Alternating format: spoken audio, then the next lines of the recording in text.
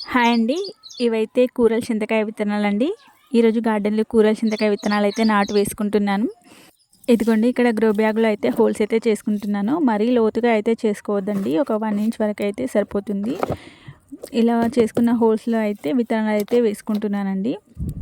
ఒక్కొక్క దాంట్లో ఒక్కొక్కటి 2, 2 వేసుకుంటున్నానండి. మరీ ఒకటి వేసుకుంటే విత్తనాలైతే మొలకలైతే రావచ్చు రాకపోవచ్చు కదా! అందుకని ఒక్కొక్క దాంట్లో 2, 2 విత్తనాలైతే వేసుకున్నాను.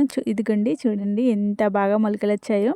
ఈ రోజుకు నేను విత్తనాలు వేసుకొని అయితే 6 రోజులు అవుతుందండి. 6 రోజులకి ఎంత బాగా మొలకలొచ్చాయో చూడండి. వేసుకున్న ప్రతి విత్తనం కూడా మొలకొచ్చిందండి. చూడండి ఎంత బాగా మొలకలొచ్చాయో. చిన్న చిన్న మొక్కలు చూడ్డానికైతే ఎంత బాగున్నాయో అండి. ఇంకా ఇప్పుడే వర్షం అయితే పడిపోయింది. చూడ్డానికి ఎంత బాగుందో గార్డెన్‌లో అయితే. ఇంకా వేసుకున్న ప్రతి విత్తనం మొలకైతే వచ్చిందండి. అన్ని గ్రో బ్యాగ్స్‌లలో మంచిగా మొలకలైతే వచ్చాయండి. గార్డెన్‌లో ఈ విత్తనాలు వేసుకోవడం నేను ఇదే ఫస్ట్ టైం అండి.